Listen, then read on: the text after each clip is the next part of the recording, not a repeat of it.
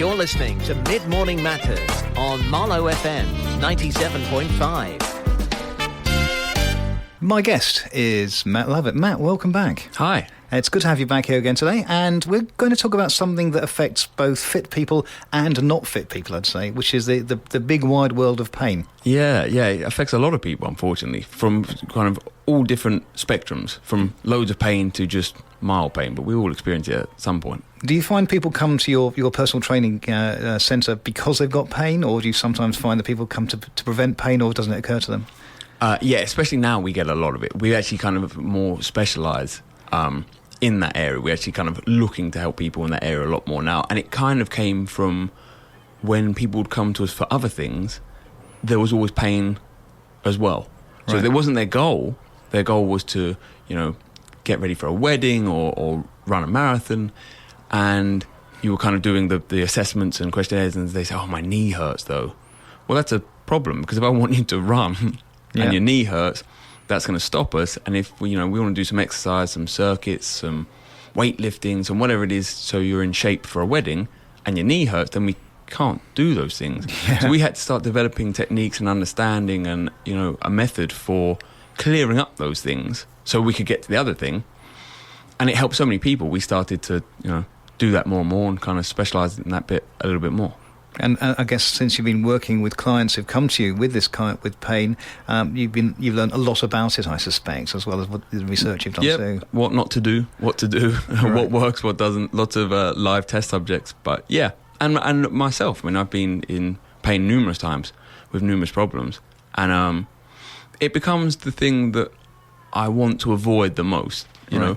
Feeling out of shape is one thing, feeling unfit is one thing, but being in pain is another thing all entirely. And now, I having been through it, one of my main goals is to, as I think I've said when I've been speaking to you in the past, one of my main goals is to live as long as I can, experience as much as I can, but I've got to be pain-free to do that, really, to enjoy that. So that's kind of one of my main goals now of training, is to keep myself healthy. Everything on top of that, if we're healthy, then we can go after, getting a bit better at a sport, looking a certain way, but I won't do it at the expense of, or I try very hard now not to do it at the expense of health.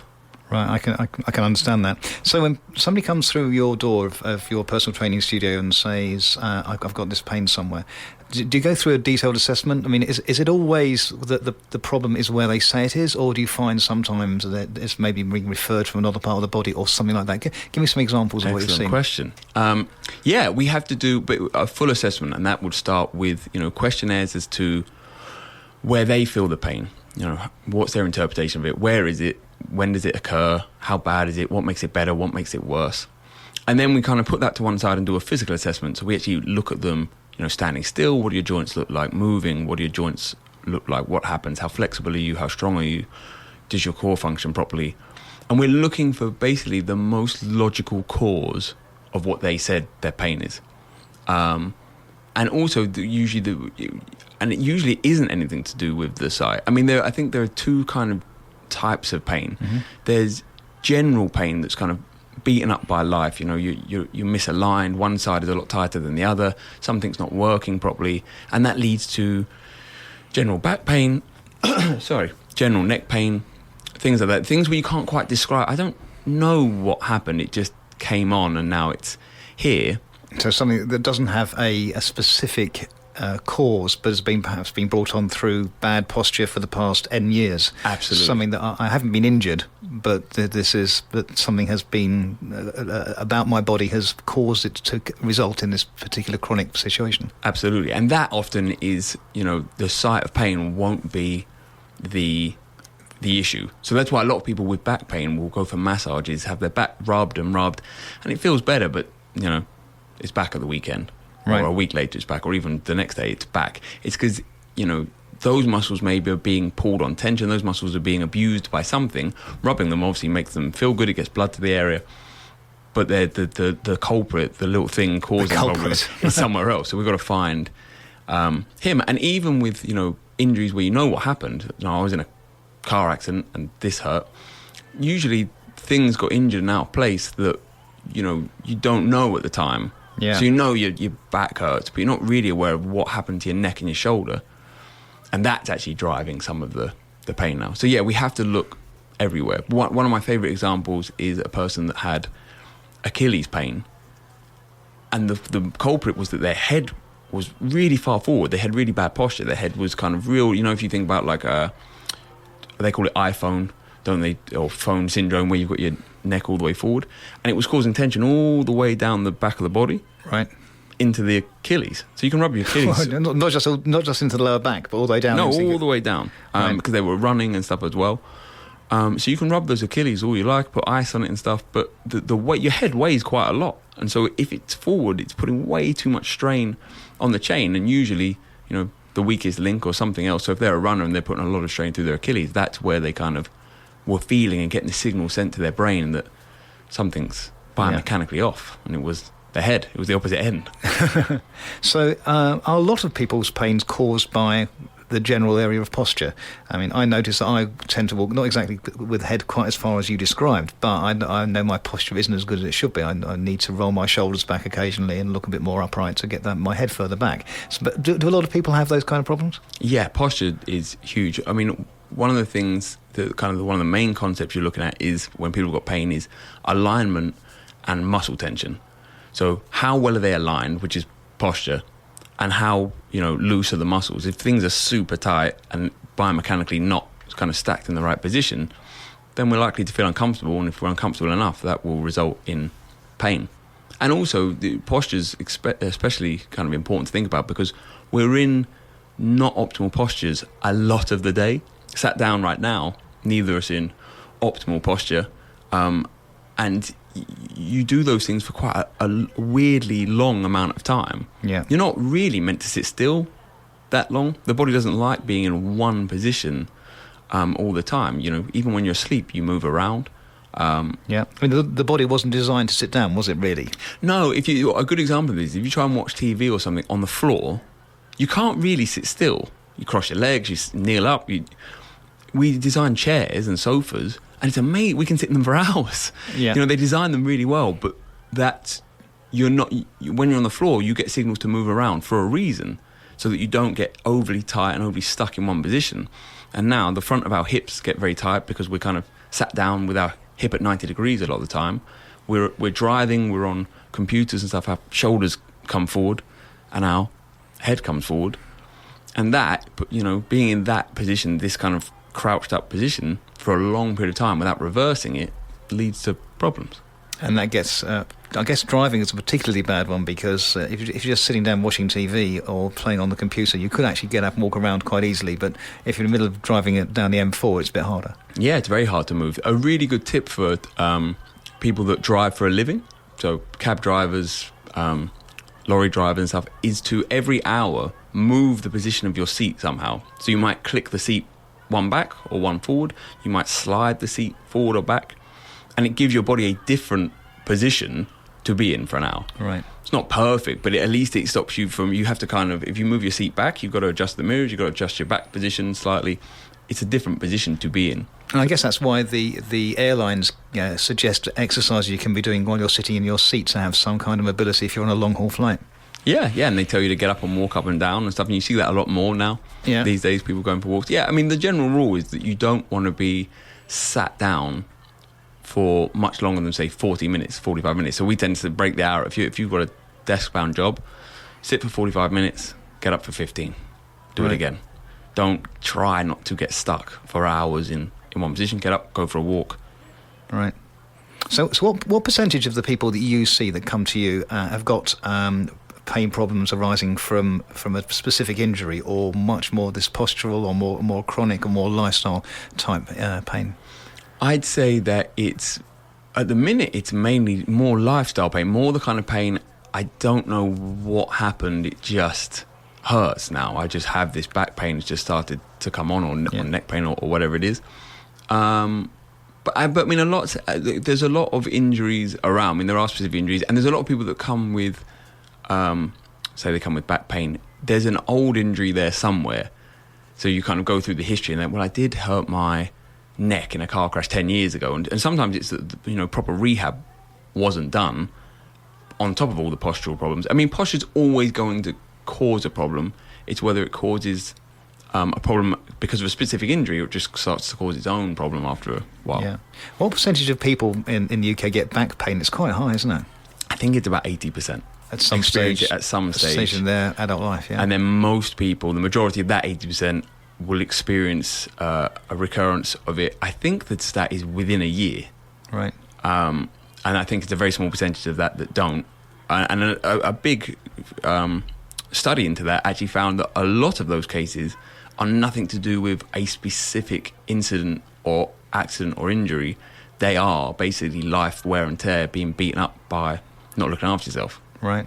That's fascinating stuff. But bearing in mind, obviously, you're not a doctor, you're a personal trainer, but with a lot of experience in mobility and coordination and balance and so on.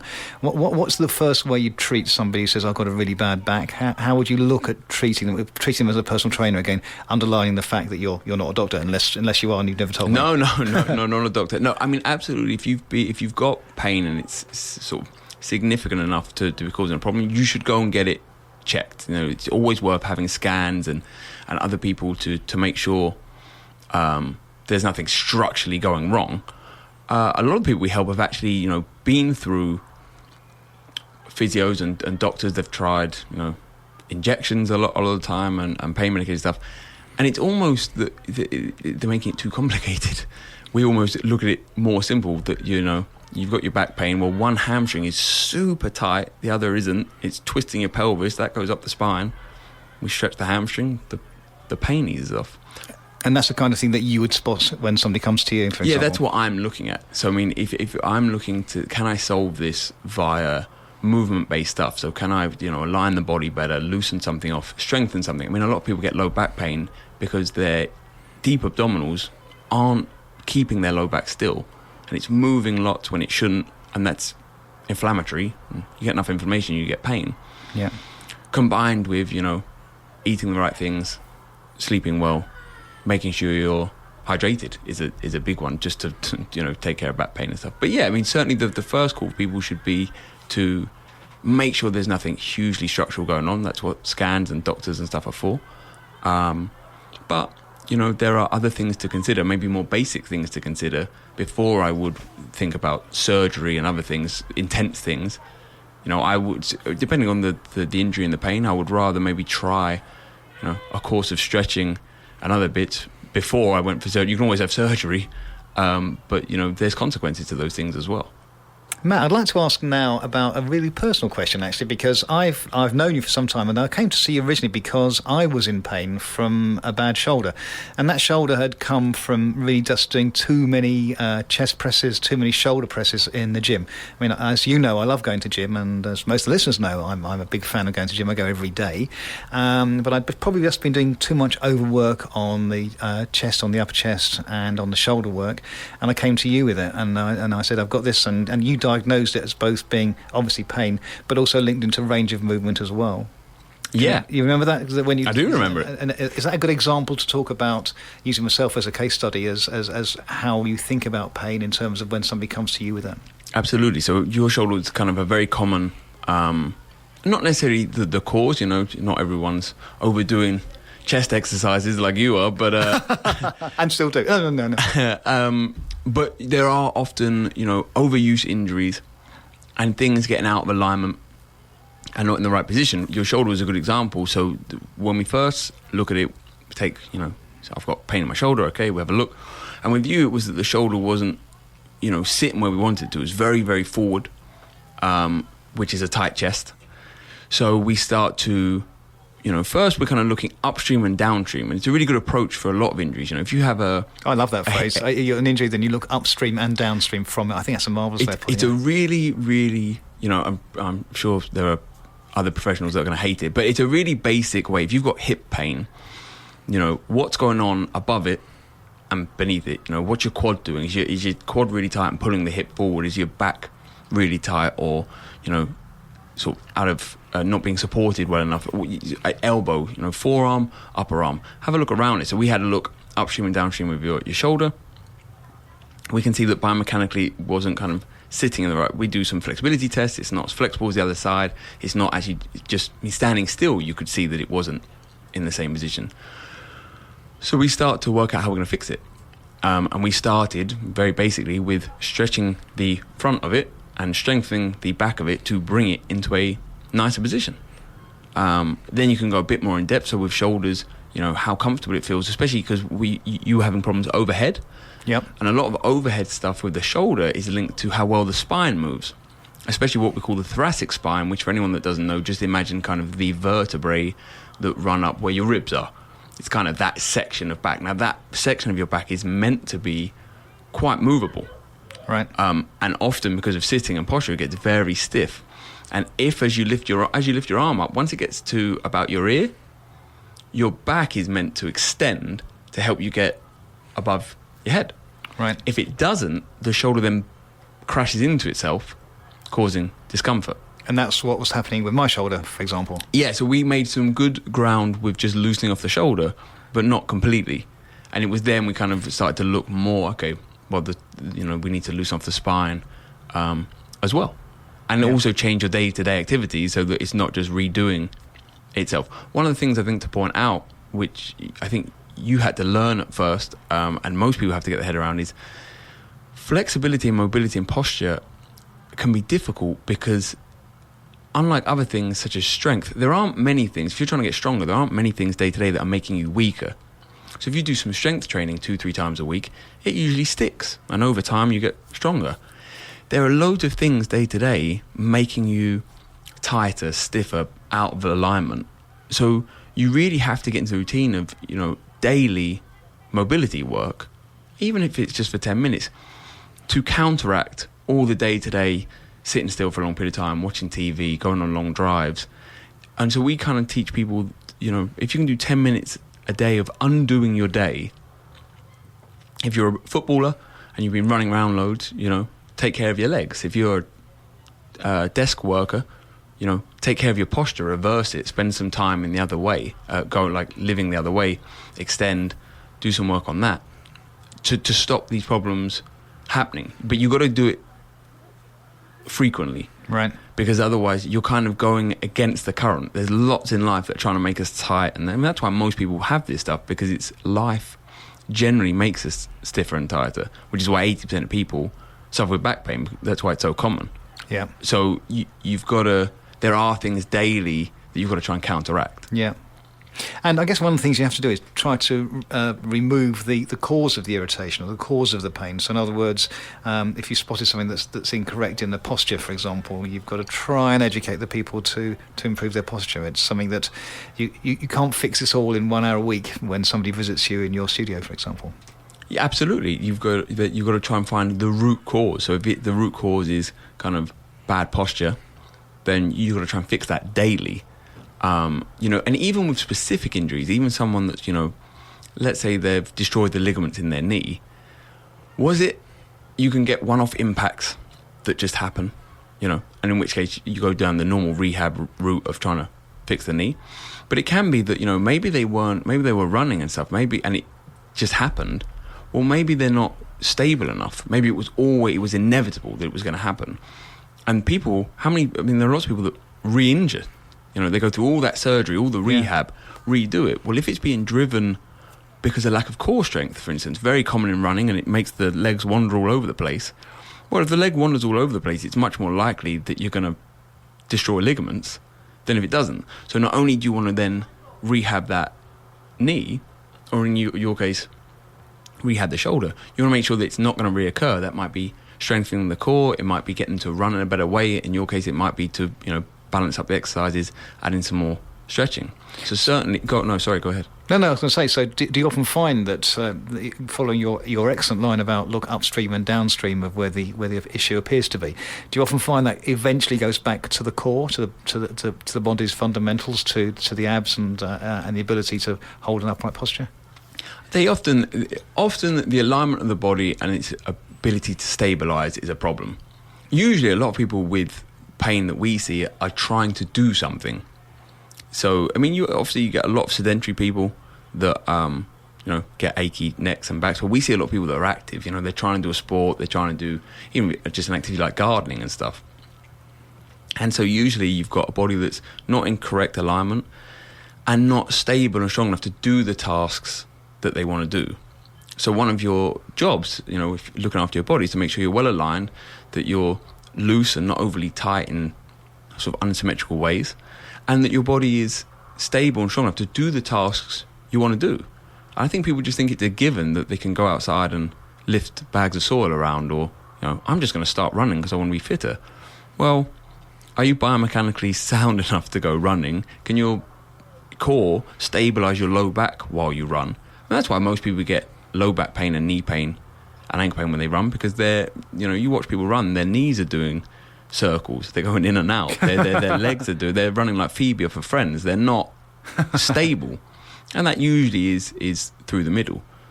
And that's why we have to look at it. We often look from what we call a holistic point of view. You look at everything, because usually it's not caused by one thing. Your body can cope with one thing. Okay, your head's a bit forward. But if your head's a bit forward and your hips are a bit tight, the body can compensate for that, can't it? Usually, yeah. If you start running gradually and you build up for it, your body eventually gets used to being in that position, even though it's suboptimal. Yeah, I mean, no one is perfectly symmetrical. No one's perfectly aligned. There's sort of parameters that you have to be within. There's like a zone of pain-free, and if you go too far one way or too far the other, you're going to experience problems. And usually it's a build-up of things. So usually I don't see one person that got one postural thing, and that's it, and that's all we need to fix. Usually, their alignment's off because of their job, their core's not functioning great anyway. If you eat the wrong foods, then the gut gets inflamed, and that can actually turn the core off. So you could do all the ab exercise you like, be nice and strong in the core, but if you're eating badly and your gut's inflamed, it pushes into the abdominal wall, it turns off all the deep abdominals, which are the ones that stiffen up the spine and stiffen up the hips. So they're not working. They're strong, but they're actually not able to do their job because your gut's inflamed. So you've got to look at what you eat.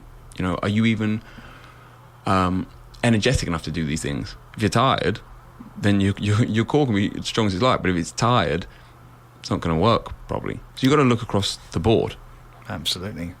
So one other thing is how about, on this holistic approach, how about mental approach? How about looking at your mindset, for example? Excellent question. Especially in the rehab point, is that you've got to accept that you're injured and that you're in pain. Lots of people get annoyed at their stupid body for being, I want to do CrossFit, I want to do something. Yep, that'll be me then. And I really do want to lift this heavy dumbbell, and it doesn't want to do it. So yes. But it's like your body's speaking. Pain is a language.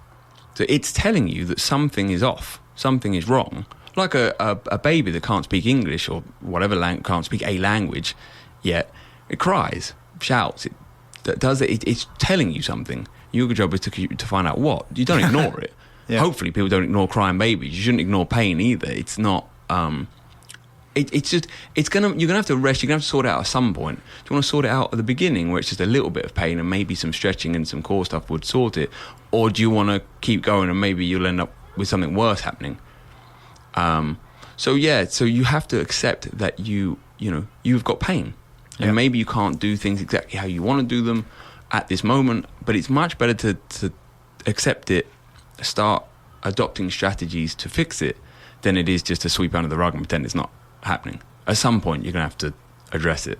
So the mindset is important that way, and I think it's also important as a mindset before. People do lots of training for aesthetic purposes or athletic purposes, and they don't put any thought into making themselves injury-proof or robust, or, to stop those things from happening.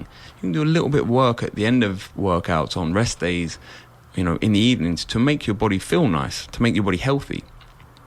So having that mindset of, I'm going to train to look good on the beach, to be able to run 5Ks fast, but I'm also training to look after myself, give my body longevity and health. That mindset is really important too. It's absolutely focused, as you say, it's a totally holistic approach, isn't it? The total mindset is applied to as well as what you eat, for example, as well as what you behave and the way you move, all things put together. Yeah, it's just shining a little spotlight on those areas. If you really enjoy aerobics class, probably you want to do aerobics class for the next 20 years or for as long as you live. Well, there are consequences to doing everything. So if we just look after the body, look after the joints that you're overusing a little bit, you can keep doing it. But if you don't think about the health of your joints or the biomechanics of your body, usually your body will make you look at it at some point, and usually through pain, and that's just a more horrible way to do it than just being a bit preventative in the first place. One extra thing I want to ask you, Matt, while you're here, is about prevention. We've talked a lot about the causes of pain, and we've talked a lot about how you actually go out treating it, especially for you and in your studio. Let's talk about overall prevention. How can people not be in a position where they need to come and see you and say, "Oh, I got this pain in my back, got a pain in my leg," or as I did, I got this pain in my shoulder? It's a very good question. Well, again, mindset would be the first one. Put it on your radar that your objective might be run a marathon, your objective might be lose stone.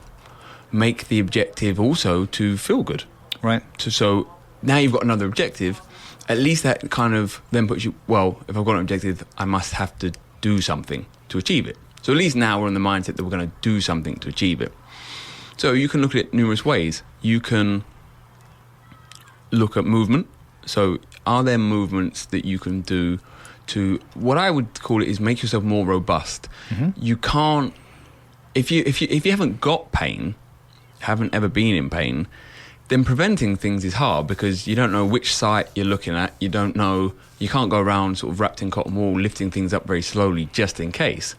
What you can do is put yourself in a really good biomechanical position to make sure you're well lined. So, if you're exercising already, put some exercises in that would help balance your posture. Sometimes be the main focus of your workout just at the end. Put in some posture-based exercises. Make sure lots of people do abdominal exercises, but make sure your deep core is working. So, more basic exercises, simply just sort of drawing your belly button back, getting that inner core, what they call the pelvic floor muscles up, draw them back, hold for 10 seconds, relax. Add in, a set of 10, do 2 or 3 sets at the end, just to make sure the basics are working. Usually a lot of this stuff is, people are doing Olympic lifting or running or CrossFit workouts. They're not doing really basic stability things, really basic posture things. So you could add those things in. You could get an assessment or, scan yourself to, if your right shoulder is a lot tighter than the left. So if you do the old reach test where you reach one hand down your back and one sort of up your back, if one is much harder than the other, then find some stretches for that shoulder to rebalance it. Don't just, after you've done your sport, do some stretching. Do things that are going to look after yourself. So what you're saying here is doing prevention, or one route to prevention, is a little bit of intelligent self-diagnosis of your faults that aren't causing pain yet. So, for example, using the reach test, as you mentioned, around the back, if you do that and you know that you're distinctly less mobile on one side than the other, then that's perhaps an early warning that could be developing into some kind of fault or biomechanical defect later on. Yeah. If lots of people kind of go, oh, my, this hamstring's much tighter than the other. Well, or quad, or, insert whatever muscle you like. Don't ignore that, because that's going to create an imbalance in the body. It's going to create twist and torque. And that's actually, having 2 tight quads would be better than having 1. So if you're slightly lopsided, that is more of a problem, because you're creating torque and stuff through the body, which is going to cause more of discomfort. That's an interesting point. So having 2 tight quads is worse, is better than 1. It's better, yeah. Because the rest of your body will still be in balance. If you've got one that's not working, then you've got a real problem. Yeah, that's more than likely. So, obviously, go get help. It's much easier if someone knows what they're doing, is assessing you. But yeah, keep an eye on things. Eat foods that are nourishing to you. Half the time, especially people that are active, people call it overtraining, but they're not necessarily overtraining. They're under-recovering. They do no stretching. They don't sleep very well. They don't eat anything nourishing. Well, injury's likely to happen. If you eat nourishing food, so your body's got lots to replenish itself, if you're sleeping well and you're stretching and you're keeping yourself well aligned and nice and stable, then your body's going to be robust. If you go surfing, if you do a workout, you're not likely to get injured. So definitely kind of, makes it more robust. And that would also apply to people that are sedentary. If you do nothing and you step off a curb and you weren't expecting it, then what are the chances of your knee stabilising itself? Not a lot. It's likely just to bend or break or get sore. And this is almost like an advert for sort of cross-disciplinary fitness and cross-disciplinary sporting activities. Running is great, but don't just do running, because you're going to develop a particular area but at the expense of other areas. Yeah, I think one of the first things people should add in to their training, and it might be the first thing you add in even if you're not training, is things to look after yourself.